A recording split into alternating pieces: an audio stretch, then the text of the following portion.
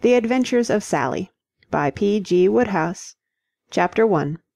Sally Gives a Party. 1. Sally looked contentedly down the long table. She felt happy at last. Everybody was talking and laughing now, and her party, rallying after an uncertain start, was plainly the success she had hoped it would be. The first atmosphere of uncomfortable restraint, caused, she was only too well aware, by her brother Fillmore's white evening waistcoat, had worn off, and the male and female patrons of Mrs. Meecher's select boarding-house, transient and residential, were themselves again. At her end of the table the conversation had turned once more to the great vital topic of Sally's legacy and what she ought to do with it. The next best thing to having money of one's own is to dictate the spending of somebody else's, and Sally's guests were finding a good deal of satisfaction in arranging a budget for her. Rumour having put the sum at their disposal at a high figure, their suggestions had certain spaciousness. "Let me tell you," said Augustus Bartlett briskly, "what I'd do if I were you." Augustus Bartlett, who occupied an intensely subordinate position in the firm of Kahn, Morris and Brown, the Wall Street brokers, always affected a brisk, incisive style of speech, as befitted a man in close touch with the great ones of finance. "I'd sink a couple of $100,000 in some good, safe bond issue, we've just put one out which you would do well to consider, and play about with the rest. When I say play about, I mean have a flutter in anything good that crops up. Multiple Steel's worth looking at. They tell me it'll be up to 150 before next Saturday." Elsa Doland, the pretty girl with the big eyes who sat on Mr. Bartlett's left, had other views. "Buy a theatre, Sally, and put on good stuff." "And lose every bean you've got," said a mild young man with a deep voice across the table. "If I had a few $100,000," said the mild young man, "I'd put every cent of it on Benny Whistler for the heavyweight championship. I've private information that Battling Tuke has been got at and means to lie down in the 7th. "Say, listen," interrupted another voice. "Let me tell you what I'd do with 400,000. "If I had 400,000, said Elsa Doland, "I know what would be the first thing I'd do." "What's that?" asked Sally. "Pay my bill for last week, due this morning." Sally got up quickly and, flitting down the table, put her arm round her friend's shoulder and whispered in her ear, "Elsa, darling, are you really broke? If you are, you know, I'll—" Elsa Doland laughed. "You're an angel, Sally. There's no one like you. You'd give your last cent to anyone. Of course I'm not broke. I've just come back from the road, and I've saved a fortune. I only said that to draw you." Sally returned to her seat, relieved, and found that the company had now divided itself into two schools of thought. The conservative and prudent element, led by Augustus Bartlett, had definitely decided on 300,000 in Liberty bonds and the rest in some safe real estate, while the smaller, more sporting section, impressed by the mild young man's inside information, had already placed Sally's money on Benny Whistler, doling it out cautiously in small sums so as not to spoil the market. And so solid, it seemed, was Mr. Tuke's reputation with those in the inner circle of knowledge, that the mild young man was confident that, if you went about the matter cannily and without precipitation, 3-1 might be obtained. It seemed to Sally that the time had come to correct certain misapprehensions. "I don't know where you get your figures," she said, "but I'm afraid they're wrong. I've just $25,000. The statement had a chilling effect. To these jugglers with half-millions, the amount mentioned seemed for the moment almost too small to bother about. It was the sort of sum which they had been mentally setting aside for the heiress's car fare.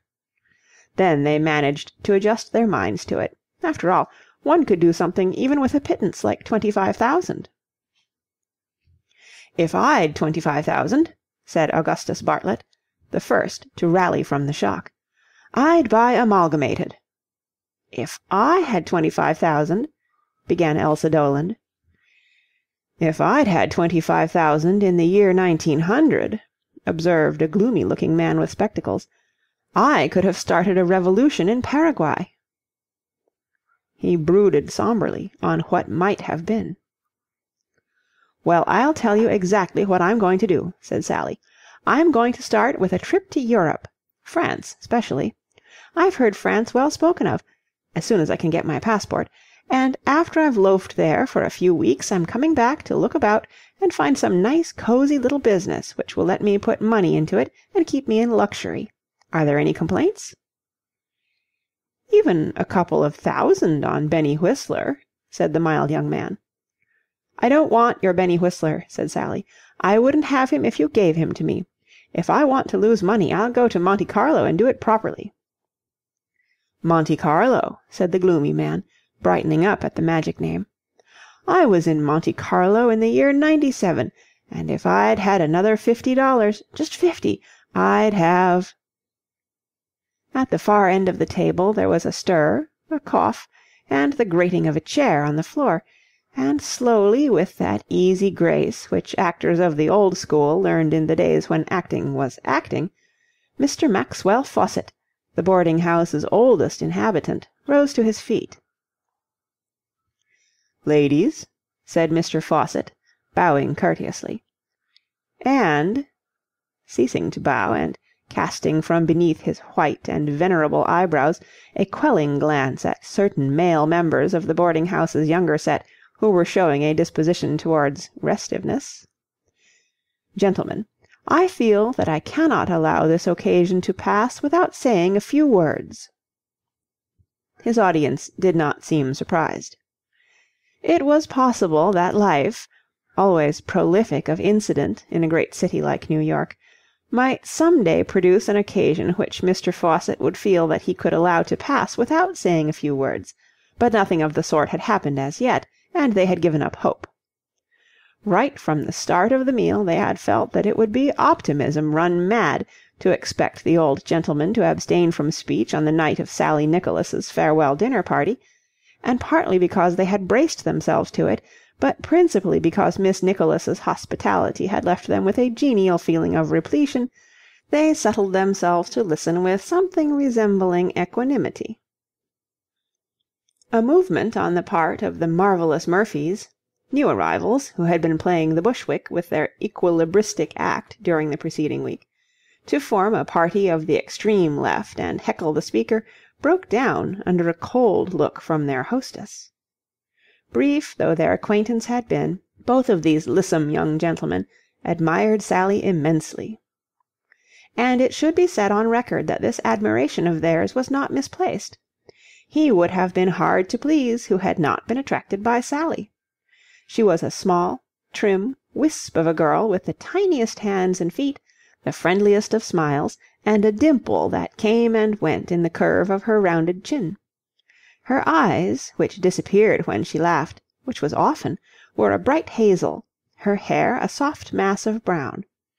She had, moreover, a manner, an air of distinction lacking in the majority of Mrs. Meecher's guests. And she carried youth like a banner. In approving of Sally, the marvellous Murphys had been guilty of no lapse from their high critical standard. "I have been asked," proceeded Mr. Fawcett, "though I am aware that there are others here far worthier of such a task, Brutuses compared with whom I, like Mark Antony, am no orator, I have been asked to propose the health—" "Who asked you?" It was the smaller of the marvellous Murphys who spoke. He was an unpleasant youth, snub-nosed and spotty. Still, he could balance himself with one hand on an inverted ginger-ale bottle while revolving a barrel on the soles of his feet. There is good in all of us. "I have been asked," repeated Mr. Fawcett, ignoring the unmannerly interruption, which, indeed, he would have found it hard to answer, "to propose the health of our charming hostess," applause, "coupled with the name of her brother, our old friend Fillmore Nicholas." The gentleman referred to, who sat at the speaker's end of the table, acknowledged the tribute with a brief nod of the head. It was a nod of condescension, the nod of one who, conscious of being hedged about by social inferiors, nevertheless does his best to be not unkindly. And Sally, seeing it, debated in her mind for an instant the advisability of throwing an orange at her brother. There was one lying ready to her hand, and his glistening shirt-front offered an admirable mark, but she restrained herself. After all, if a hostess yields to her primitive impulses, what happens? Chaos. She had just frowned down the exuberance of the rebellious Murphys, and she felt that if, even with the highest motives, she began throwing fruit, her influence for good in that quarter would be weakened. She leaned back with a sigh. The temptation had been hard to resist. A democratic girl, pomposity was a quality which she thoroughly disliked, and though she loved him, she could not disguise from herself that, ever since affluence had descended upon him some months ago, her brother Fillmore had become insufferably pompous. If there are any young men whom inherited wealth improves, Fillmore Nicholas was not one of them. He seemed to regard himself nowadays as a sort of man of destiny. To converse with him was for the ordinary human being like being received in audience by some more than standoffish monarch.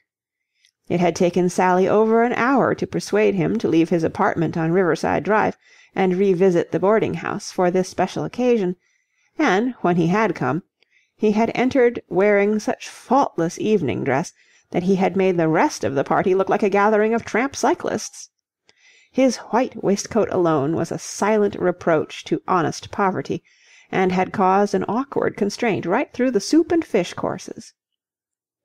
Most of those present had known Fillmore Nicholas as an impecunious young man who could make a tweed suit last longer than one would have believed possible. They had called him Phil, and helped him in more than usually lean times with small loans. But to-night they had eyed the waistcoat dumbly, and shrank back abashed.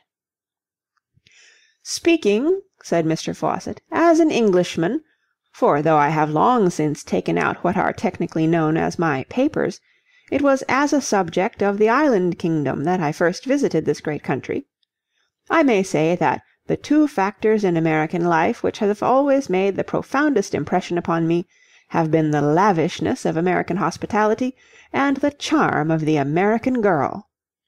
To-night we have been privileged to witness the American girl in the capacity of hostess, and I think I am right in saying, in asseverating, in committing myself to the statement that this has been a night which none of us present here will ever forget. Miss Nicholas has given us, ladies and gentlemen, a banquet. I repeat, a banquet. There has been alcoholic refreshment. I do not know where it came from. I do not ask how it was procured, but we have had it. Miss Nicholas—" Mr. Faucitt paused to puff at his cigar. Sally's brother Fillmore suppressed a yawn and glanced at his watch. Sally continued to lean forward raptly. She knew how happy it made the old gentleman to deliver a formal speech, and though she wished the subject had been different, she was prepared to listen indefinitely. "Miss Nicholas," resumed Mr. Faucitt, lowering his cigar. "But why," he demanded abruptly, "do I call her Miss Nicholas?" "Because it's her name?" hazarded the taller Murphy. Mr. Faucitt eyed him with disfavour. He disapproved of the marvellous brethren on general grounds because, himself a resident of years' standing, he considered that these transients from the vaudeville stage lowered the tone of the boarding-house, but particularly because the one who had just spoken had, on his first evening in the place, addressed him as Grandpa. "Yes, sir," he said severely, "it is her name, but she has another name, sweeter to those who love her, those who worship her, those who have watched her with the eye of sedulous affection through the 3 years she has spent beneath this roof, though that name," said Mr. Faucitt, lowering the tone of his address, and descending to what might almost be termed personalities, "may not be familiar to a couple of dud acrobats who have only been in the place a week-end, thank heaven, and are off to-morrow to infest some other city. That name," said Mr. Faucitt, soaring once more to a loftier plane, "is Sally. Our Sally. For 3 years our Sally has flitted about this establishment like—I choose the simile advisedly—like a ray of sunshine. For 3 years she has made life, for us, a brighter, sweeter thing, and now a sudden access of worldly wealth, happily synchronizing with her 21st birthday, is to remove her from our midst. From our midst, ladies and gentlemen, but not from our hearts. And I think I may venture to hope, to prognosticate, that whatever lofty sphere she may adorn in the future, to whatever heights in the social world she may soar, she will still continue to hold a corner in her own golden heart for the comrades of her bohemian days. Ladies and gentlemen, I give you our hostess, Miss Sally Nicholas, coupled with the name of our old friend, her brother Fillmore." Sally, watching her brother heave himself to his feet as the cheers died away, felt her heart beat a little faster with anticipation. Fillmore was a fluent young man, once a power in his college debating society, and it was for that reason that she had insisted on his coming here tonight. She had guessed that Mr. Faucitt, the old dear, would say all sorts of delightful things about her, and she had mistrusted her ability to make a fitting reply. And it was imperative that a fitting reply should proceed from someone. She knew Mr. Faucitt so well. He looked on these occasions rather in the light of scenes from some play, and, sustaining his own part in them with such polished grace, was certain to be pained by anything in the nature of an anticlimax after he should have ceased to take the stage. Eloquent himself, he must be answered with eloquence, or his whole evening would be spoiled.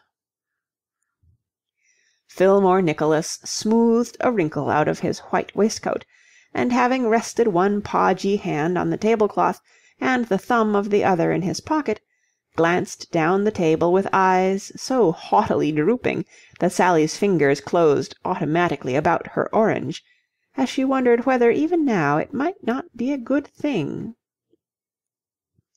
It seems to be one of nature's laws that the most attractive girls should have the least attractive brothers. Fillmore Nicholas had not worn well. At the age of 7 he had been an extraordinarily beautiful child, but after that he had gone all to pieces, and now, at the age of 25, it would be idle to deny that he was something of a mess. For the 3 years preceding his 25th birthday, restricted means and hard work had kept his figure in check, but with money there had come an ever-increasing sleekness. He looked as if he fed too often and too well. All this, however, Sally was prepared to forgive him if he would only make a good speech. She could see Mr. Faucitt leaning back in his chair, all courteous attention. Rolling periods were meat and drink to the old gentleman. Fillmore spoke. "I'm sure," said Fillmore, "you don't want a speech. Very good of you to drink our health. Thank you." He sat down. The effect of these few simple words on the company was marked, but not in every case identical. To the majority the emotion which they brought was one of unmixed relief. There had been something so menacing, so easy and practised in Fillmore's attitude as he had stood there, that the gloomier-minded had given him at least 20 minutes, and even the optimists had reckoned that they would be lucky if they got off with 10. As far as the bulk of the guests were concerned, there was no grumbling. Fillmore's, to their thinking, had been the ideal after-dinner speech. Far different was it with Mr. Maxwell Faucitt. The poor old man was wearing such an expression of surprise and dismay as he might have worn had somebody unexpectedly pulled the chair from under him. He was feeling the sick shock which comes to those who tread on a non-existent last stair. And Sally, catching sight of his face, uttered a sharp, wordless exclamation, as if she had seen a child fall down and hurt itself in the street. The next moment she had run round the table and was standing behind him with her arms round his neck. She spoke across him with a sob in her voice. "My brother," she stammered, directing a malevolent look at the immaculate Fillmore, who, avoiding her gaze, glanced down his nose and smoothed another wrinkle out of his waistcoat, "has not said quite all I hoped he was going to say. I can't make a speech, but—" Sally gulped. "But I love you all, and, of course, I shall never forget you, and... Here Sally kissed Mr. Faucitt and burst into tears. "There, there," said Mr. Faucitt soothingly. The kindest critic could not have claimed that Sally had been eloquent. Nevertheless, Mr. Maxwell Faucitt was conscious of no sense of anticlimax. 2. Sally had just finished telling her brother Fillmore what a pig he was. The lecture had taken place in the street outside the boarding-house immediately on the conclusion of the festivities, when Fillmore, who had furtively collected his hat and overcoat, had stolen forth into the night, had been overtaken and brought to bay by his justly indignant sister. Her remarks, punctuated at intervals by bleating sounds from the accused, had lasted some 10 minutes. As she paused for breath, Fillmore seemed to expand, like an india-rubber ball which has been sat on.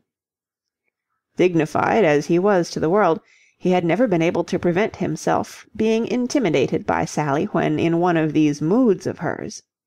He regretted this, for it hurt his self-esteem, but he did not see how the fact could be altered. Sally had always been like that. Even the uncle, who, after the deaths of their parents, had become their guardian, had never, though a grim man, been able to cope successfully with Sally. In that last hectic scene 3 years ago, which had ended in their going out into the world, together like a second Adam and Eve, the verbal victory had been hers. And it had been Sally who had achieved triumph in the one battle which Mrs. Meecher, apparently as a matter of duty, always brought about with each of her patrons in the first week of their stay. A sweet-tempered girl, Sally, like most women of a generous spirit, had cyclonic potentialities. As she seemed to have said her say, Fillmore kept on expanding till he had reached the normal, when he ventured upon a speech for the defence. "What have I done?" demanded Fillmore plaintively. "Do you want to hear all over again?" "No, no," said Fillmore hastily. "But listen, Sally, you don't understand my position. You don't seem to realize that all that sort of thing, all that boarding-house stuff, is a thing of the past. One's got beyond it. One wants to drop it. One wants to forget it, darn it. Be fair. Look at it from my viewpoint. I'm going to be a big man." "You're going to be a fat man," said Sally coldly. Fillmore refrained from discussing the point. He was sensitive. "I'm going to do big things," he substituted. "I've got a deal on at this very moment which... well, I can't tell you about it, but it's going to be big. Well, what I'm driving at is about all this sort of thing." He indicated the lighted front of Mrs. Meecher's Home from Home with a wide gesture. "Is that it's over. Finished and done with. These people were all very well when you'd lost your week's salary at poker and wanted to borrow a few dollars for the rent." "I always paid them back," protested Fillmore defensively. "I did." "Well, we did," said Fillmore, accepting the amendment with the air of a man who has no time for chopping straws. "Anyway, what I mean is, I don't see why, just because one has known people at a certain period in one's life when one was practically down and out, one should have them round one's neck forever. One can't prevent people forming an I Knew Him When club, but, darn it, one needn't attend the meetings." "One's friends—" "Oh, friends," said Fillmore. "That's just where all this makes me so tired. One's in a position where all these people are entitled to call themselves one's friends, simply because father put it in his will that I wasn't to get the money till I was 25, instead of letting me have it at 21 like anybody else. I wonder where I should have been by now if I could have got that money when I was 21. "In the poor-house, probably," said Sally. Fillmore was wounded. "Ah, you don't believe in me," he sighed. "Oh, you would be all right if you had one thing," said Sally. Fillmore passed his qualities in swift review before his mental eye. Brains? Dash? Spaciousness? Initiative? All present and correct. He wondered where Sally imagined the hiatus to exist. "One thing," he said. "What's that?" "A nurse." Fillmore's sense of injury deepened. He supposed that this was always the way, that those nearest to a man never believed in his ability till he had proved it so masterfully that it no longer required the assistance of faith. Still, it was trying, and there was not much consolation to be derived from the thought that Napoleon had had to go through this sort of thing in his day. "I shall find my place in the world," he said sulkily. "Oh, you'll find your place all right," said Sally, "and I'll come round and bring you jelly and read to you on the days when visitors are allowed. Oh, hello!" The last remark was addressed to a young man who had been swinging briskly along the sidewalk from the direction of Broadway, and who now, coming abreast of them, stopped. "Good evening, Mr. Foster." "Good evening, Miss Nicholas." "You don't know my brother, do you?" "I don't believe I do." "He left the underworld before you came to it," said Sally. "You wouldn't think it to look at him, but he was once a prune-eater among the proletariat, even as you and I. Mrs. Meecher looks on him as a son." The two men shook hands. Fillmore was not short, but Gerald Foster, with his lean, well-built figure, seemed to tower over him. He was an Englishman, a man in the middle 20s, clean-shaven, keen-eyed, and very good to look at. Fillmore, who had recently been going in for one of those sum-up-your-fellow-man-at-a-glance courses, the better to fit himself for his career of greatness, was rather impressed. It seemed to him that this Mr. Foster, like himself, was one of those who get there. If you are that kind yourself, you get into the knack of recognizing the others. It is a sort of gift. There was a few moments of desultory conversation, of the kind that usually follows an introduction, and then Fillmore, by no means sorry to get the chance, took advantage of the coming of this new arrival to remove himself. He had not enjoyed his chat with Sally, and it seemed probable that he would enjoy a continuation of it even less. He was glad that Mr. Foster had happened along at this particular juncture. Excusing himself briefly, he hurried off down the street. Sally stood for a minute, watching him till he had disappeared round the corner. She had a slightly regretful feeling that, now it was too late, she would think of a whole lot more good things which it would have been agreeable to say to him. And it had become obvious to her that Fillmore was not getting nearly enough of that kind of thing said to him nowadays. Then she dismissed him from her mind, and, turning to Gerald Foster, slipped her arm through his. "Well, Jerry, darling," she said, "what a shame you couldn't come to the party. Tell me all about everything." 3. It was exactly 2 months since Sally had become engaged to Gerald Foster, but so rigorously had they kept the secret that nobody at Mrs. Meecher's so much as suspected it. To Sally, who all her life had hated concealing things, secrecy of any kind was objectionable, but in this matter Gerald had shown an odd streak almost of furtiveness in his character. An announced engagement complicated life. People fussed about you and bothered you. People either watched you or avoided you. Such were his arguments, and Sally, who would have glossed over and found excuses for a disposition on his part towards homicide or arson, put them down to artistic sensitiveness. There is nobody so sensitive as your artist, particularly if he be unsuccessful, and when an artist has so little success that he cannot afford to make a home for the woman he loves, his sensitiveness presumably becomes great indeed. Putting herself in his place, Sally could see that a protracted engagement, known by everybody, would be a standing advertisement of Gerald's failure to make good, and she acquiesced in the policy of secrecy, hoping that it would not last long. It seemed absurd to think of Gerald as an unsuccessful man. He had in him, as the recent Fillmore had perceived, something dynamic. He was one of those men of whom one could predict that they would succeed very suddenly and rapidly, overnight, as it were. "The party," said Sally, "went off splendidly." They had passed the boarding-house door and were walking slowly down the street. "Everybody enjoyed themselves, I think, even though Fillmore did his best to spoil things by coming looking like an advertisement of what the smart men will wear this season. You didn't see his waistcoat just now. He had covered it up. Conscience, I suppose. It was white and bulgy and gleaming and full up of pearl buttons and everything. I saw Augustus Bartlett curl up like a burnt feather when he caught sight of it. Still, time seemed to heal the wound, and everybody relaxed after a bit. Mr. Fawcett made a speech, and I made a speech and cried, and, oh, it was all very festive. It only needed you." "I wish I could have come. I had to go to that dinner, though. Sally—" Gerald paused, and Sally saw that he was electric with suppressed excitement. "Sally, the play's going to be put on." Sally gave a little gasp. She had lived this moment in anticipation for weeks. She had always known that sooner or later this would happen. She had read his plays over and over again, and was convinced that they were wonderful.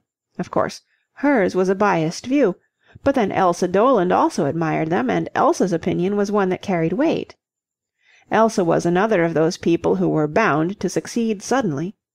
Even old Mr. Fawcett, who was a stern judge of acting and rather inclined to consider that nowadays there was no such thing, believed that she was a girl with a future who would do something big directly she got her chance. "Jerry!" She gave his arm a hug. "How simply terrific!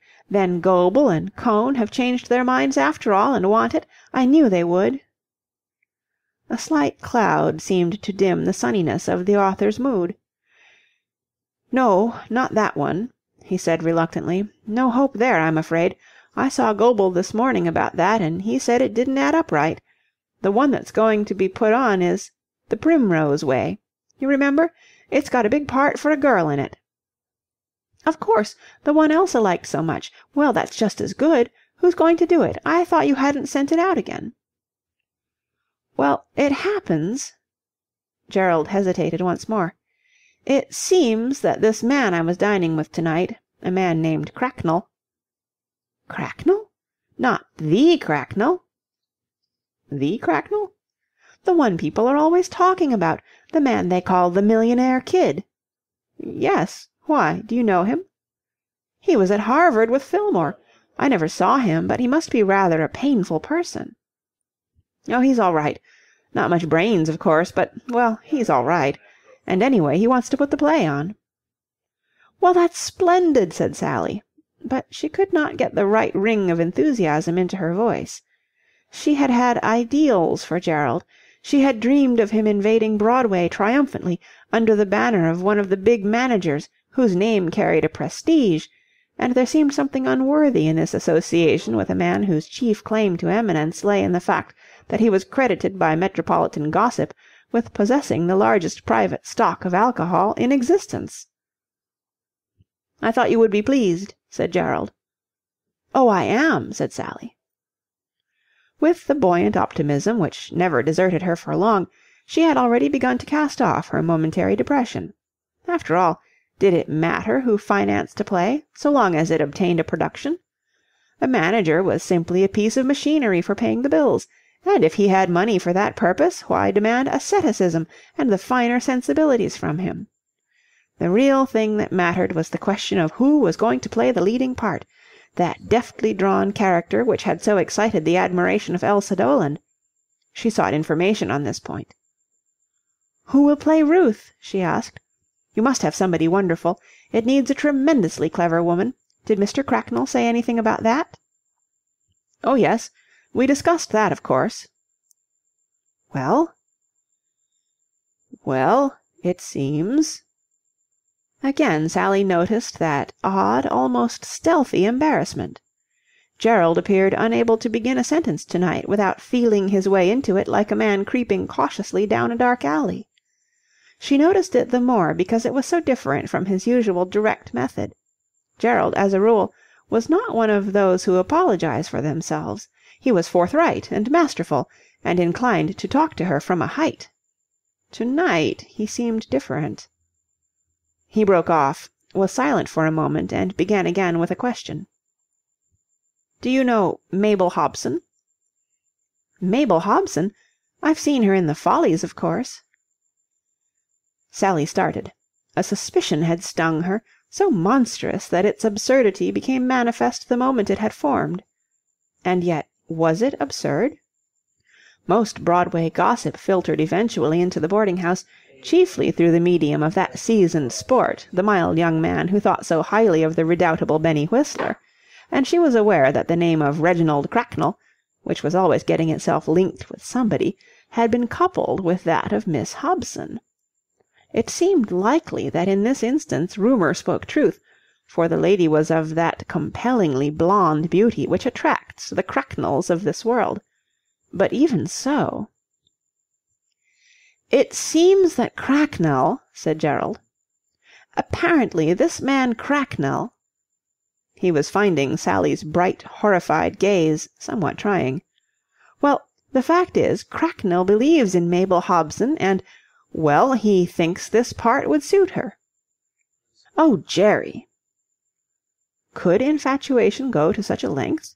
Could even the spacious heart of a Reginald Cracknell so dominate that gentleman's small size in heads as to make him entrust a part like Ruth in The Primrose Way to one who, when desired by the producer of her last review to carry a bowl of roses across the stage and place it on a table, had rebelled on the plea that she had not been engaged as a dancer? Surely even lovelorn Reginald could perceive that this was not the stuff of which great emotional actresses are made. "Oh, Jerry!" she said again. There was an uncomfortable silence. They turned and walked back in the direction of the boarding-house. Somehow Gerald's arm had managed to get itself detached from Sally's. She was conscious of a curious dull ache that was almost like a physical pain. "Jerry, is it worth it?" she burst out vehemently. The question seemed to sting the young man into something like his usual decisive speech. "Worth it? Of course it's worth it. It's a Broadway production. That's all that matters. Good heavens, I've been trying long enough to get a play on Broadway, and it isn't likely that I'm going to chuck away my chance when it comes along just because one might do better in the way of casting." "But, Jerry, Mabel Hobson, it's murder. Murder in the first degree." "Nonsense. She'll be all right.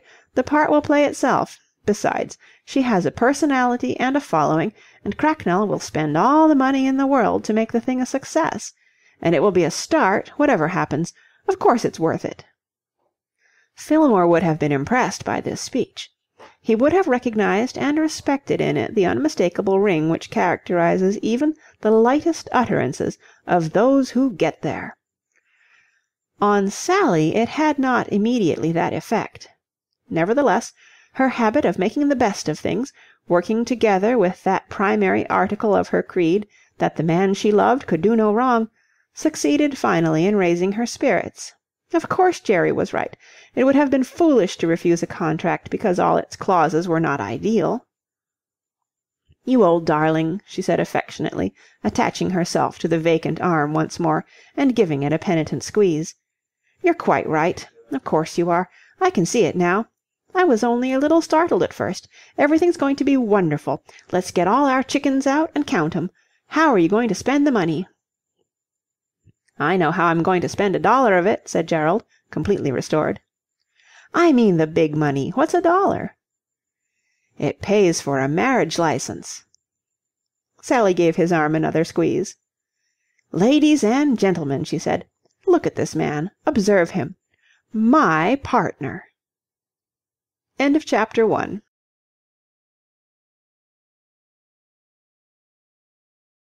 Chapter 2. Enter Ginger. 1.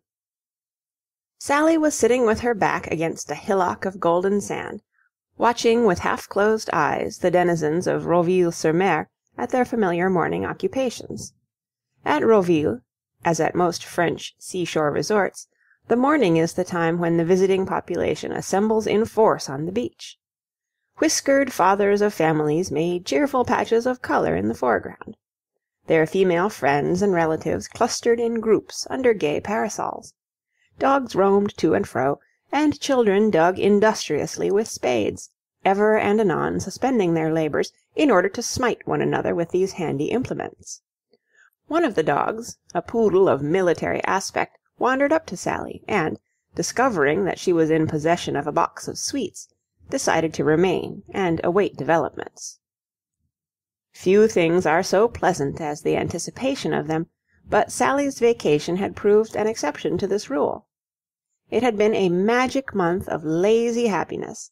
She had drifted luxuriously from one French town to another, till the charm of Roville, with its blue sky, its casino, its snow-white hotels along the promenade, and its general glitter and gaiety, had brought her to a halt.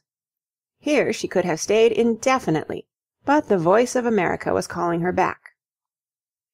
Gerald had written to say that The Primrose Way was to be produced in Detroit, preliminary to its New York run, so soon that, if she wished to see the opening, she must return at once. A scrappy, hurried, unsatisfactory letter, the letter of a busy man, but one that Sally could not ignore. She was leaving Roville tomorrow. Today, however, was today, and she sat and watched the bathers with a familiar feeling of peace, revelling as usual in the still novel sensation of having nothing to do but bask in the warm sunshine and listen to the faint murmur of the little waves. But if there was one drawback, she had discovered, to a morning on the Roville plage, it was that you had a tendency to fall asleep, and this is a degrading thing to do so soon after breakfast, even if you are on a holiday. Usually Sally fought stoutly against the temptation, but to-day the sun was so warm and the whisper of the waves so insinuating that she had almost dozed off when she was aroused by voices close at hand. There were many voices on the beach, both near and distant, but these were talking English, a novelty in Roville, and the sound of the familiar tongue jerked Sally back from the borders of sleep. A few feet away 2 men had seated themselves on the sand. From the first moment she had set out on her travels, it had been one of Sally's principal amusements to examine the strangers whom chance threw in her way, and to try by the light of her intuition to fit them out with characters and occupations. Nor had she been discouraged by an almost consistent failure to guess right. Out of the corner of her eye she inspected these 2 men. The first of the pair did not attract her. He was a tall, dark man whose tight, precise mouth and rather high cheek-bones gave him an appearance vaguely sinister. He had the dusky look of the clean-shaven man whose life is a perpetual struggle with a determined beard. He certainly shaved twice a day, and just as certainly had the self-control not to swear when he cut himself. She could picture him smiling nastily when this happened. "Hard," diagnosed Sally. "I shouldn't like him. A lawyer or something, I think." She turned to the other, and found herself looking into his eyes. This was because he had been staring at Sally with the utmost intentness ever since his arrival. His mouth had opened slightly. He had the air of a man who, after many disappointments, has at last found something worth looking at. Rather a dear, decided Sally. He was a sturdy, thick-set young man, with an amiable, freckled face and the reddest hair Sally had ever seen. He had a square chin, and at one angle of the chin a slight cut. And Sally was convinced that, however he had behaved on receipt of that wound, it had not been with superior self-control. A temper, I should think, she meditated. Very quick, but soon over. Not very clever, I should say, but nice. She looked away, finding his fascinated gaze a little embarrassing. The dark man, who, in the objectionably competent fashion which one felt characterized all his actions, had just succeeded in lighting a cigarette in the teeth of a strong breeze, threw away the match and resumed the conversation, which had presumably been interrupted by the process of sitting down. "And how is Scrymgeour?" he inquired. "Oh, all right," replied the young man with red hair absently. Sally was looking straight in front of her, but she felt that his eyes were still busy. "I was surprised at his being here. He told me he meant to stay in Paris." There was a slight pause. Sally gave the attentive poodle a piece of nougat. "I say," observed the red-haired young man in clear, penetrating tones that vibrated with intense feeling, "that's the prettiest girl I've seen in my life." 2.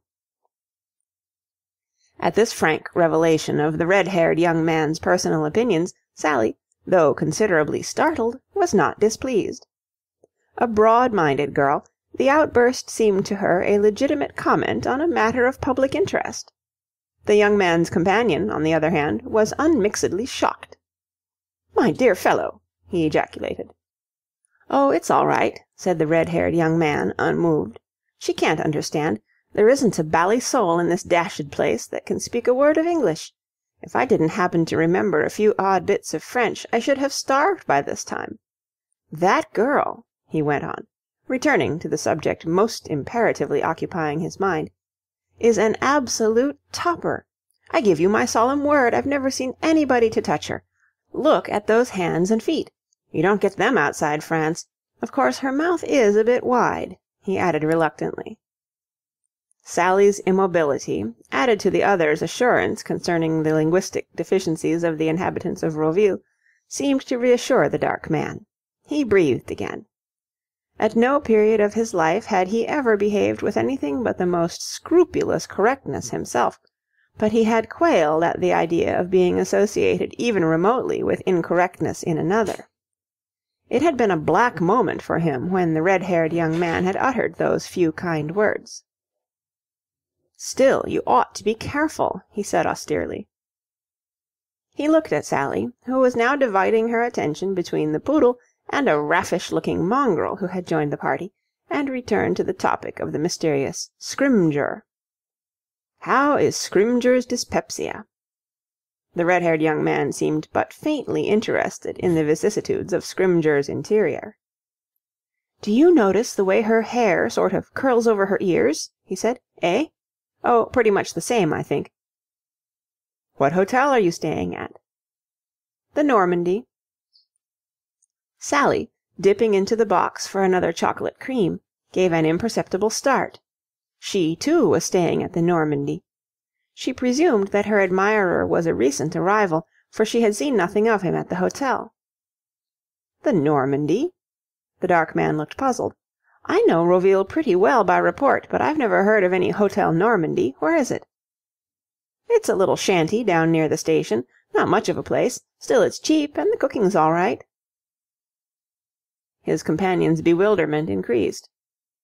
"What on earth is a man like Scrymgeour doing there?" he said. Sally was conscious of an urgent desire to know more and more about the absent Scrymgeour. Constant repetition of his name had made him seem almost like an old friend. "If there's one thing he's fussy about—" "There are at least 11,000 things he's fussy about," interrupted the red-haired young man disapprovingly. "Jumpy old blighter." "If there's one thing he's particular about, it's the sort of hotel he goes to. Ever since I've known him, he has always wanted the best. I should have thought he would have gone to the Splendide." He mused on this problem in a dissatisfied sort of way for a moment, then seemed to reconcile himself to the fact that a rich man's eccentricities must be humoured. "I'd like to see him again. Ask him if he will dine with me at the Splendide to-night. Say 8 sharp." Sally, occupied with her dogs, whose numbers had now been augmented by a white terrier with a black patch over its left eye, could not see the young man's face, but his voice, when he replied, told her that something was wrong. There was a false airiness in it. "Oh, Scrymgeour isn't in Roville." "No? Where is he?" "Paris, I believe." "What?" The dark man's voice sharpened. He sounded as though he were cross-examining a reluctant witness. "Then why aren't you there? What are you doing here? Did he give you a holiday?" "Yes, he did." "When do you rejoin him?" "I don't." "What?" The red-haired young man's manner was not unmistakably dogged. "Well, if you want to know," he said, "the old blighter fired me the day before yesterday." 3. There was a shuffling of sand as the dark man sprang up. Sally, intent on the drama which was unfolding itself beside her, absent-mindedly gave the poodle a piece of nougat, which should by rights have gone to the terrier. She shot a swift glance sideways, and saw the dark man standing in an attitude rather reminiscent of the stern father of melodrama about to drive his erring daughter out into the snow. The red-haired young man, outwardly stolid, was gazing before him down the beach at a fat bather in an orange suit who, after 6 false starts, was now actually in the water, floating with the dignity of a wrecked balloon. "Do you mean to tell me," demanded the dark man, "that after all the trouble the family took to get you what was practically a sinecure with endless possibilities if you only behaved yourself, you have deliberately thrown away—" A despairing gesture completed the sentence. "Good God, you're hopeless!" The red-haired young man made no reply. He continued to gaze down the beach. Of all outdoor sports, few are more stimulating than watching middle-aged Frenchmen bathe. Drama, action, suspense, all are here. From the first stealthy testing of the water with an apprehensive toe, to the final seal-like plunge, there is never a dull moment. And apart from the excitement of the thing, judging it from a purely aesthetic standpoint, his must be a dull soul who can fail to be uplifted by the spectacle of a series of very stout men with whiskers seen in tight bathing suits against a background of brightest blue. Yet the young man with red hair, recently in the employment of Mr. Scrymgeour, eyed this free circus without any enjoyment whatever. "It's maddening! What are you going to do? What do you expect us to do? Are we to spend our whole lives getting you positions which you won't keep? I can tell you It's monstrous! It's sickening! Good God!" And with these words the dark man, apparently feeling, as Sally had sometimes felt in the society of her brother Fillmore, the futility of mere language, turned sharply and stalked away up the beach, the dignity of his exit somewhat marred a moment later by the fact of his straw hat blowing off and being trodden on by a passing child. He left behind him the sort of electric calm which follows the falling of a thunderbolt, that stunned calm through which the air seems still to quiver protestingly. How long this would have lasted one cannot say, for towards the end of the first minute it was shattered by a purely terrestrial uproar. With an abruptness heralded only by one short, low, gurgling snarl, there sprang into being the prettiest dog-fight that Roville had seen that season. It was the terrier with the black patch who began it. That was Sally's opinion, and such, one feels, will be the verdict of history. His best friend, anxious to make out a case for him, could not have denied that he fired the first gun of the campaign. But we must be just. The fault was really Sally's. Absorbed in the scene which had just concluded, and acutely inquisitive as to why the shadowy Scrymgeour had seen fit to dispense with the red-haired young man's services, she had thrice in succession helped the poodle out of his turn. The third occasion was too much for the terrier. There is, about any dog-fight, a wild, gusty fury which affects the average mortal with something of the helplessness induced by some vast clashing of the elements. It seems so outside one's jurisdiction. One is oppressed with a sense of the futility of interference. And this was no ordinary dog-fight. It was a stunning melee, which would have excited favourable comment even among the blasé residents of a negro quarter, or the not easily pleased critics of a Lancashire mining village. From all over the beach dogs of every size, breed, and colour were racing to the scene, and while some of these merely remained in the ringside seats and barked, a considerable proportion immediately started fighting one another on general principles, well content to be in action without bothering about first clauses. The terrier had got the poodle by the left hind leg, and was restating his war aims. The raffish mongrel was apparently endeavouring to Fletcherize a complete stranger of the Sealyham family. Sally was frankly unequal to the situation, as were the entire crowd of spectators who had come galloping up from the water's edge. She had been paralysed from the start. Snarling bundles bumped against her legs and bounced away again, but she made no move. Advice in fluent French rent the air, arms waved, and well-filled bathing suits leaped up and down, but nobody did anything practical until in the centre of the theatre of war there suddenly appeared the red-haired young man. The only reason why dog-fights do not go on for ever is that Providence has decided that on each such occasion there shall always be among those present one master-mind, one wizard who, whatever his shortcomings in other battles of life, is in this single particular sphere competent and dominating. At Roville-sur-Mer it was the red-haired young man. His dark companion might have turned from him in disgust, his services might not have seemed worth retaining by the haughty Scrymgeour, he might be a pain in the neck to "the family," but he did know how to stop a dog-fight. From the first moment of his intervention calm began to steal over the scene. He had the same effect on the almost inextricably entwined belligerents as, in medieval legend, the Holy Grail, sliding down the sunbeam, used to have on battling knights. He did not look like a dove of peace, but the most captious could not have denied that he brought home the goods. There was a magic in his soothing hands, a spell in his voice, and in a shorter time than one would have believed possible, dog after dog had been sorted out and calmed down, until presently all that was left of Armageddon was one solitary small Scotch terrier, thoughtfully licking a chewed leg.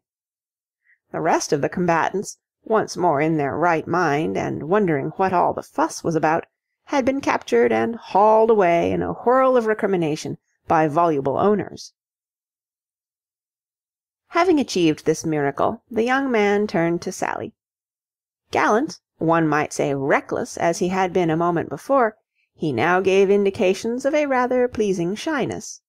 He braced himself with that painful air of effort which announces to the world that an Englishman is about to speak a language other than his own. "J'espère," he said, having swallowed once or twice to brace himself up for the journey through the jungle of a foreign tongue. "J'espère que vous n'êtes pas... oh, damn it, what's the word? J'espère que vous n'êtes pas blessé?" "Blessé?" "Yes, blessé. Wounded. Hurt, don't you know. Bitten. Oh, dash it. J'espère..." "Oh, bitten," said Sally, dimpling. "Oh, no, thanks very much. I wasn't bitten, and I think it was awfully brave of you to save all our lives." The compliment seemed to pass over the young man's head. He stared at Sally with horrified eyes. Over his amiable face there swept a vivid blush. His jaw dropped. "Oh, my sainted aunt!" he ejaculated. Then, as if the situation was too much for him, and flight the only possible solution, he spun round and disappeared at a walk so rapid that it was almost a run. Sally watched him go, and was sorry that he had torn himself away. She still wanted to know why Scrymgeour had fired him. 4. Bedtime at Roville is an hour that seems to vary according to one's proximity to the sea. The gilded palaces along the front keep deplorable hours, polluting the night air till dawn with indefatigable jazz, but at the pensions of the economical, like the Normandy, early to bed is the rule. True, Jules, the stout young native who combined the offices of night clerk and lift attendant at that establishment, was on duty in the hall throughout the night, but few of the Normandy's patrons made use of his services. Sally, entering shortly before 12 o'clock on the night of the day on which the dark man, the red-haired young man, and their friend Scrymgeour had come into her life, found the little hall dim and silent. Through the iron cage of the lift a single faint bulb glowed. Another, over the desk in the far corner, illuminated the upper half of Jules, slumbering in a chair. Jules seemed to Sally to be on duty in some capacity or other all the time. His work, like women's, was never done. He was now restoring his tissues with a few winks of much-needed beauty-sleep. Sally, who had been to the casino to hear the band, and afterwards had strolled on the moonlit promenade, had a guilty sense of intrusion. As she stood there, reluctant to break in on Jules's rest, for her sympathetic heart, always at the disposal of the oppressed, had long ached for this overworked peon, she was relieved to hear footsteps in the street outside, followed by the opening of the front door. If Jules would have had to wake up anyway, she felt her sense of responsibility lessened. The door, having opened, closed again with a bang. Jules stirred, gurgled, blinked, and sat up, and Sally, turning, perceived that the new arrival was the red-haired young man. "Oh, good evening," said Sally welcomingly. The young man stopped and shuffled uncomfortably. The morning's happenings were obviously still green in his memory. He had either not ceased blushing since their last meeting, or he was celebrating their reunion by beginning to blush again, for his face was a familiar scarlet. Good evening," he said, disentangling his feet, which, in the embarrassment of the moment, had somehow got coiled up together. "Or bonsoir, I suppose you would say," murmured Sally. The young man acknowledged receipt of this thrust by dropping his hat and tripping over it as he stooped to pick it up. Jules, meanwhile, who had been navigating in a sort of somnambulistic trance in the neighbourhood of the lift, now threw back the cage with a rattle. "It's a shame to have woken you up," said Sally, commiseratingly, stepping in. Jules did not reply, for the excellent reason that he had not been woken up. Constant practice enabled him to do this sort of work without breaking his slumber. His brain, if you could call it that, was working automatically. He had shut up the gate with a clang, and was tugging sluggishly at the correct rope, so that the lift was going slowly up instead of retiring down into the basement, but he was not awake. Sally and the red-haired young man sat side by side on the small seat, watching their conductor's efforts. After the first spurt, conversation had languished. Sally had nothing of immediate interest to say, and her companion seemed to be one of these strong, silent men you read about. Only a slight snore from Jules broke the silence. At the third floor, Sally leaned forward and prodded Jules in the lower ribs. All through her stay at Roville, she had found in dealing with the native population that actions spoke louder than words. If she wanted anything, in a restaurant or at a shop, she pointed, and when she wished the lift to stop, she prodded the man in charge. It was a system worth a dozen French conversation books. Jules brought the machine to a halt, and it was at this point that he should have done the one thing connected with his professional activities which he did really well, the opening, to wit, of the iron cage. There are ways of doing this. Jules's was the right way. He was accustomed to do it with a flourish, and generally remarked, "V'la!" in a modest but self-congratulatory voice, as though he would have liked to see another man who could have put through a job like that. Jules's opinion was that he might not be much to look at, but that he could open a lift door. Tonight, however, it seemed as if even this not very exacting feat was beyond his powers. Instead of inserting his key in the lock, he stood staring in an attitude of frozen horror. He was a man who took most things in life pretty seriously, and whatever was the little difficulty just now seemed to have broken him all up.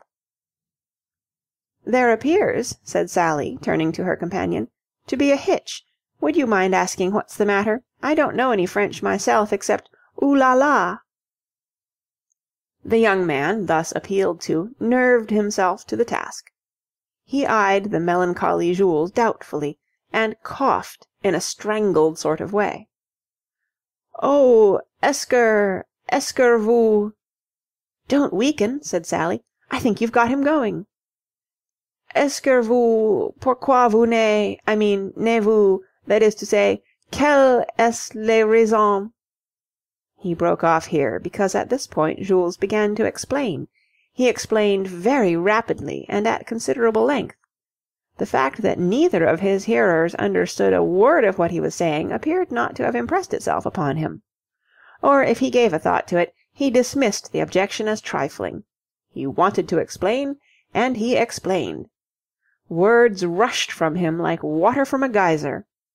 Sounds which you felt you would have been able to put a meaning to if he had detached them from the main body and repeated them slowly, went swirling down the stream and were lost forever. "Stop him," said Sally firmly.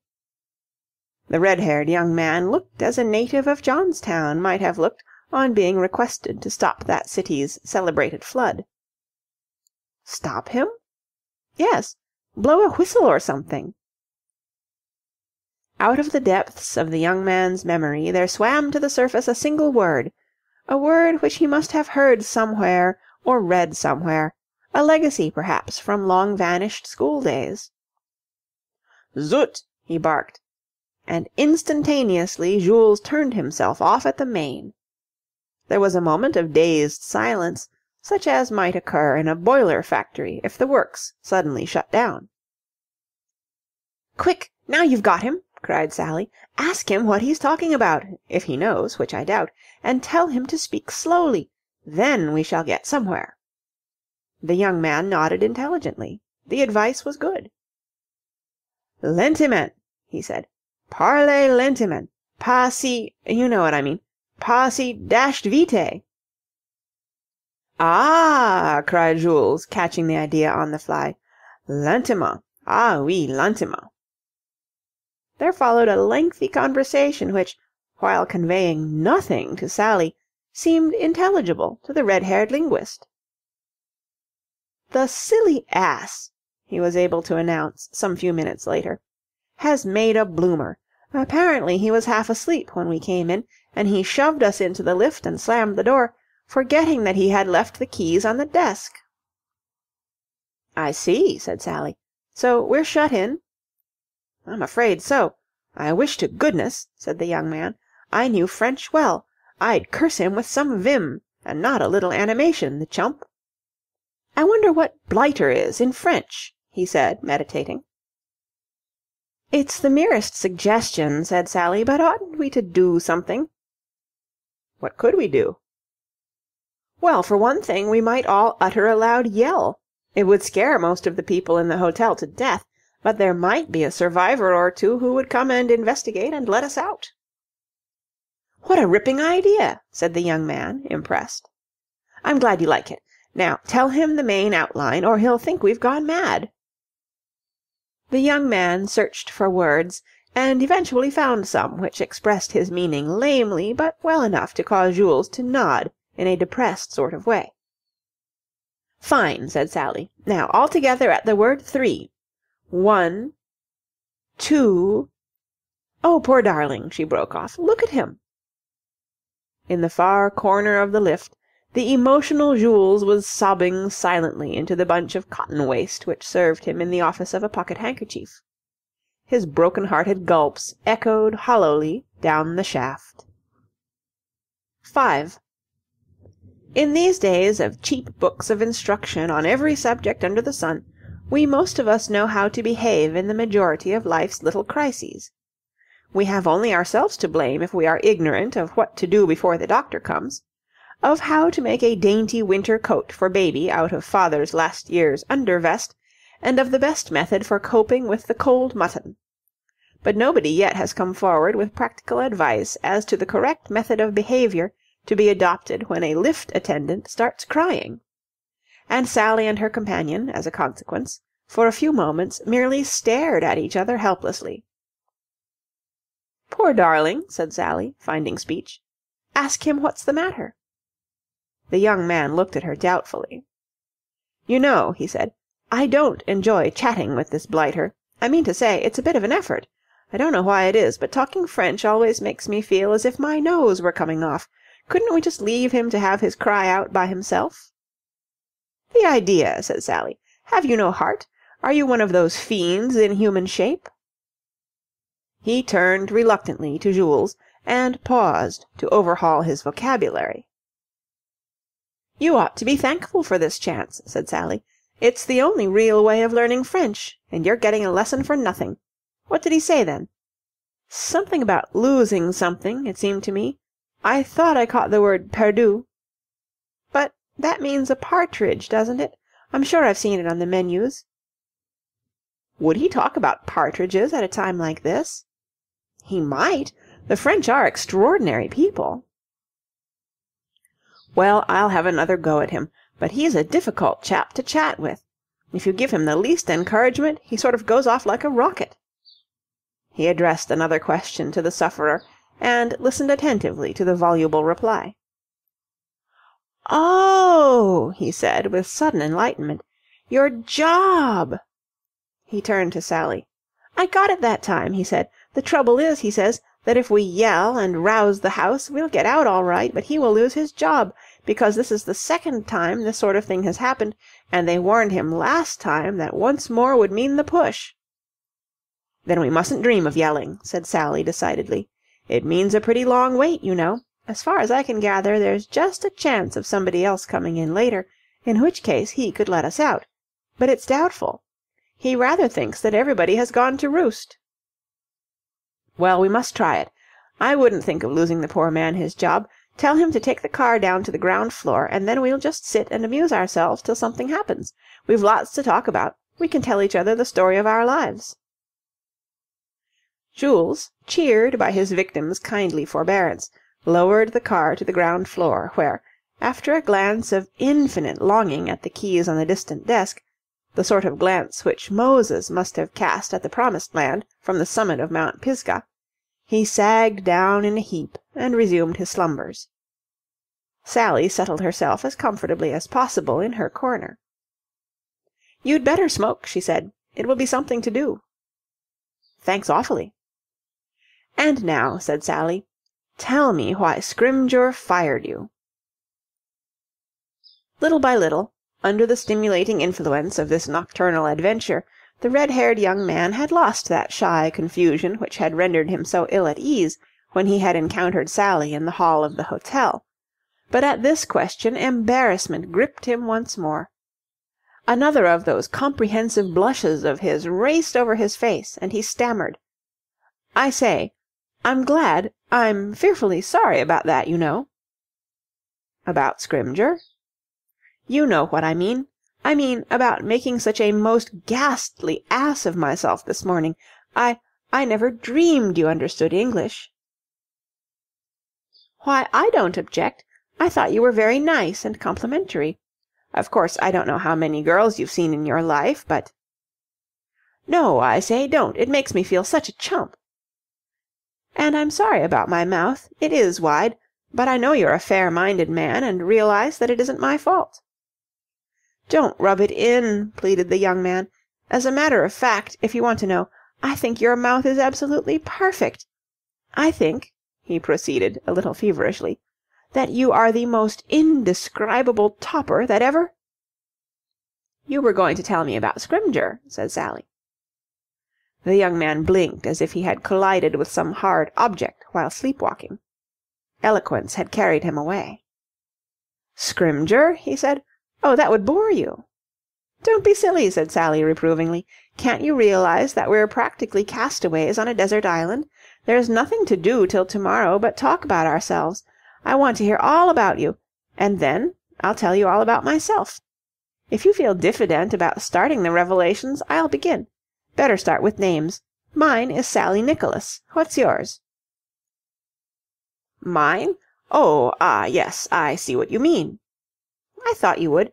I put it as clearly as I could. Well, what is it?" "Kemp." "And the first name?" "Well, as a matter of fact," said the young man, "I've always rather hushed up my first name, because when I was christened they worked a low-down trick on me." "You can't shock me," said Sally encouragingly. "My father's name was Ezekiel, and I've a brother who was christened Fillmore." Mr. Kemp brightened. "Well, mine isn't as bad as that. No, I don't mean that," he broke off apologetically. "Both awfully jolly names, of course." "Get on," said Sally. "Well, they called me Lancelot. And of course the thing is that I don't look like a Lancelot, and never shall. My pals," he added in a more cheerful strain, "call me Ginger." "I don't blame them," said Sally. "Perhaps you wouldn't mind thinking of me as Ginger?" suggested the young man diffidently. "Certainly." "That's awfully good of you." "Not at all." Jules stirred in his sleep and grunted. No other sound came to disturb the stillness of the night. "You were going to tell me about yourself?" said Mr. Lancelot Ginger Kemp. "I'm going to tell you all about myself," said Sally, "not because I think it will interest you." "Oh, it will." "Not, I say, because I think it will interest you." "It will, really." Sally looked at him coldly. "Is this a duet?" she inquired, Or have I the floor? I'm awfully sorry. Not, I repeat for the third time, because I think it will interest you, but because if I do you won't have any excuse for not telling me your life history, and you wouldn't believe how inquisitive I am. Well, in the first place, I live in America. I'm over here on a holiday, and it's the first real holiday I've had in 3 years, since I left home, in fact. Sally paused. I ran away from home, she said. Good egg, said Ginger Kemp. I beg your pardon? I mean, quite right. I bet you were quite right. When I say home, Sally went on, it was only a sort of imitation home, you know, one of those just-as-good homes which are never as satisfactory as the real kind. My father and mother both died a good many years ago. My brother and I were dumped down on the reluctant doorstep of an uncle. Uncles, said Ginger Kemp feelingly, are the devil. I've got an... But I'm interrupting you. My uncle was our trustee. He had control of all my brother's money and mine till I was 21. My brother was to get his when he was 25. My poor father trusted him blindly, and what do you think happened? Good Lord! The blighter embezzled the lot! No, not a cent. Wasn't it extraordinary? Have you ever heard of a blindly trusted uncle who was perfectly honest? Well, mine was. But the trouble was that, while an excellent man to have looking after one's money, he wasn't a very lovable character. He was very hard. Hard! He was as hard as... well, nearly as hard as this seat. He hated poor Phil. Phil? I broke it to you just now that my brother's name was Fillmore. Oh, your brother. Oh, ah, yes. He was always picking on poor Phil, and I'm bound to say that Phil rather laid himself out as what you might call a pickee. He was always getting into trouble. One day, about 3 years ago, he was expelled from Harvard, and my uncle vowed he would have nothing more to do with him. So I said if Phil left, I would leave. And as this seemed to be my uncle's idea of a large evening, no objection was raised, and Phil and I departed. We went to New York, and there we've been ever since. About 6 months ago, Phil passed the 25 mark and collected his money, and last month I marched past the given point and got mine. So it all ends happily, you see. Now tell me about yourself. But I say, you know, dash it, you've skipped a lot. I mean to say, you must have had an awful time in New York, didn't you? How on earth did you get along? Oh, we found work. My brother tried 1 or 2 things, and finally became an assistant stage manager with some theatre people. The only thing I could do, having been raised in enervating luxury, was ballroom dancing, so I ballroom danced. I got a job at a place in Broadway called the Flower Garden, as what is humorously called an instructress, as if anybody could instruct the men who came there. One was lucky if one saved one's life and wasn't quashed to death. How perfectly foul! Oh, I don't know. It was rather fun for a while. Still, said Sally meditatively, I'm not saying I could have held out much longer. I was beginning to give. I suppose I've been trampled underfoot by more fat men than any other girl of my age in America. I don't know why it was, but every man who came in who was a bit overweight seemed to make for me by instinct. That's why I like to sit on the sands here and watch these Frenchmen bathing. It's just heavenly to lie back and watch a 250-pound man coming along and feel that he isn't going to dance with me. But I say, how absolutely rotten it must have been for you. Well, I'll tell you one thing. It's going to make me a very domesticated wife one of these days. You won't find me gadding about in gilded jazz palaces. For me, a little place in the country somewhere with my knitting and an Elsie book and bed at 9:30. And now tell me the story of your life, and make it long, because I am perfectly certain there's going to be no relief expedition. I'm sure the last dweller under this roof came in years ago. We shall be here till morning. I really think we had better shout, you know. And lose Jules his job? Never! Well, of course I'm sorry for poor old Jules's troubles, but I hate to think of you having to... Now get on with the story, said Sally. 6. Ginger Kemp exhibited some of the symptoms of a young bridegroom called upon at a wedding breakfast to respond to the toast. He moved his feet restlessly and twisted his fingers. I hate talking about myself, you know, he said. "So I supposed," said Sally. "That's why I gave you my autobiography first, to give you no chance of backing out. Don't be such a shrinking violet. We're all shipwrecked mariners here. I am intensely interested in your narrative. And even if I wasn't, I'd much rather listen to it than to Jules's snoring." "He is snoring a bit, what? Does it annoy you? Shall I stir him?" "You seem to have an extraordinary brutal streak in your nature," said Sally. "You appear to think of nothing else but schemes for harassing poor Jules. Leave him alone for a second, and start telling me about yourself." "Where shall I start?" "Well, not with your childhood, I think. We'll skip that." "Well," Ginger Kemp knitted his brow, searching for a dramatic opening. "Well, I'm more or less what you might call an orphan, like you. I mean to say, both my people are dead, and all that sort of thing." "Thanks for explaining. That has made it quite clear." "I can't remember my mother. My father died when I was in my last year at Cambridge." "I'd been having a most awfully good time at the 'Varsity," said Ginger, warming to his theme. "Not thick, you know, but good. I'd got my rugger and boxing blues, and I'd just been picked for scrum half for England against the North in the first trial match, and between ourselves it really did look as if I was more or less of a snip for my international." Sally gazed at him wide-eyed. "Is that good or bad?" she asked. "Eh?" "Are you reciting a catalogue of your crimes, or do you expect me to get up and cheer? What is a rugger blue, to start with?" "Well, it's a rugger blue, you know." "Oh, I see," said Sally. "You mean a rugger blue." "I mean to say, I played rugger, footer, that's to say football, rugby football, for Cambridge against Oxford. I was scrum half." "And what is a scrum half?" asked Sally patiently. "Yes, I know you're going to say it's a scrum half, but can't you make it easier?" "The scrum half," said Ginger, "is the half who works the scrum. He slings the pill out to the fly half, who starts the three-quarters going. I don't know if you understand?" "I don't." "It's dashed hard to explain," said Ginger Kemp unhappily. "I mean, I don't think I've ever met anyone before who didn't know what a scrum half was." "Well, I can see that it has something to do with football, so we'll leave it at that.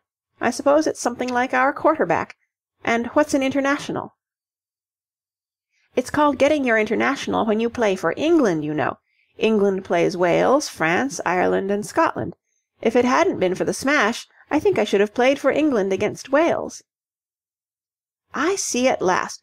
What you're trying to tell me is that you were very good at football." Ginger Kemp blushed warmly. "Oh, I don't say that. England was pretty short of scrum halves that year." "What a horrible thing to happen to a country. Still, you were likely to be picked on the All-England team when the smash came. What was the smash?" "Well, it turned out that the poor old pater hadn't left a penny. I never understood the process exactly, but I'd always supposed that we were pretty well off, and then it turned out that I hadn't anything at all. I'm bound to say it was a bit of a jar. I had to come down from Cambridge and go to work in my uncle's office. Of course, I made an absolute hash of it." "Why, of course?" "Well, I'm not a very clever sort of chap, you see. I somehow didn't seem able to grasp the workings. After about a year, my uncle, getting a bit fed up, hoofed me out and got me a mastership at a school, and I made a hash of that. He got me one or two other jobs, and I made a hash of those." "You certainly do seem to be one of our most prominent young hashers," gasped Sally. "I am," said Ginger modestly. There was a silence. "And what about Scrimgeour?" Sally asked. "That was the last of the jobs," said Ginger. "Scrimgeour is a pompous old ass who thinks he's going to be Prime Minister some day. He's a big bug at the bar, and has just got into Parliament. My cousin used to devil for him. That's how I got mixed up with the blighter." "Your cousin used—" "I wish you would talk English." "That was my cousin who was with me on the beach this morning." "And what did you say he used to do for Mr. Scrimgeour?" "Oh, it's called devilling. My cousin's at the bar, too. One of our rising nibs, as a matter of fact." "I thought he was a lawyer of some kind." "He's got a long way beyond it now, but when he started he used to devil for Scrimgeour. Assist him, don't you know. His name's Carmyle, you know. Perhaps you've heard of him. He's rather a prominent Johnny in his way. Bruce Carmyle, you know." "I haven't." "Well, he got me this job of secretary to Scrymgeour." "And why did Mr. Scrymgeour fire you?" Ginger Kemp's face darkened. He frowned. Sally, watching him, felt that she had been right when she had guessed that he had a temper. She liked him none the worse for it. Mild men did not appeal to her. "I don't know if you're fond of dogs," said Ginger. "I used to be before this morning," said Sally, "and I suppose I shall be again in time. For the moment I've had what you might call rather a surfeit of dogs. But aren't you straying from the point? I asked you why Mr. Scrymgeour dismissed you." "I'm telling you." "I'm glad of that. I didn't know." "The old brute," said Ginger, frowning again, "has a dog, a very jolly little spaniel, great pal of mine, and Scrymgeour is the sort of fool who oughtn't to be allowed to own a dog. He's one of those asses who isn't fit to own a dog. As a matter of fact, of all the blighted, pompous, bullying, shriveled-souled old devils—" "One moment," said Sally. "I'm getting an impression that you don't like Mr. Scrymgeour. Am I right?" "Yes." "I thought so. Womanly intuition. Go on." "He used to insist on the poor animal doing tricks. I hate seeing a dog do tricks. Dogs loathe it, you know. They're frightfully sensitive. Well, Scrymgeour used to make this spaniel of his do tricks, fool things that no self-respecting dogs would do. And eventually poor old Billy got fed up and jibbed. He was too polite to bite, but he sort of shook his head and crawled under a chair. You'd have thought anyone would have let it go at that, but would old Scrymgeour? Not a bit of it. Of all the poisonous—" "Yes, I know. Go on." "Well, the thing ended in the blighter hauling him out from under the chair and getting more and more shirty, until finally he laid into him with a stick. That is to say," said Ginger, coldly accurate, "he started laying into him with a stick." He brooded for a moment with knit brows. "A spaniel, mind you! Can you imagine anyone beating a spaniel? It's like hitting a little girl. Well, he's a fairly oldish man, you know, and that hampered me a bit, but I got hold of the stick and broke it into about 11 pieces, and by great good luck it was a stick he happened to value rather highly. It had a gold knob, and had been presented to him by his constituents or something. I minced it up a goodish bit, and then I told him a fair amount about himself, and then, well, after that he shot me out, and I came here." Sally did not speak for a moment. "You were quite right," she said at last, in a sober voice that had nothing in it of her customary flippancy. She paused again. "And what are you going to do now?" she said. "I don't know." "You'll get something." "Oh, yes, I shall get something, I suppose. The family will be pretty sick, of course." "For goodness sake, why do you bother about the family?" Sally burst out. She could not reconcile this young man's flabby dependence on his family with the enterprise and vigour which he had shown in his dealings with the unspeakable Scrymgeour. Of course he had been brought up to look on himself as a rich man's son, and appeared to have drifted as such young men are wont to do, but even so— "The whole trouble with you," she said, embarking on a subject on which she held strong views, "is that—" Her harangue was interrupted by what, at the Normandy at 1 o'clock in the morning, practically amounted to a miracle. The front door of the hotel opened, and there entered a young man in evening dress. Such persons were sufficiently rare at the Normandy, which catered principally for the staid and middle-aged, and this youth's presence was due, if one must pause to explain it, to the fact that, in the middle of his stay at Roville, a disastrous evening at the casino had so diminished his funds that he had been obliged to make a hurried shift from the Hôtel Splendide to the humbler Normandy.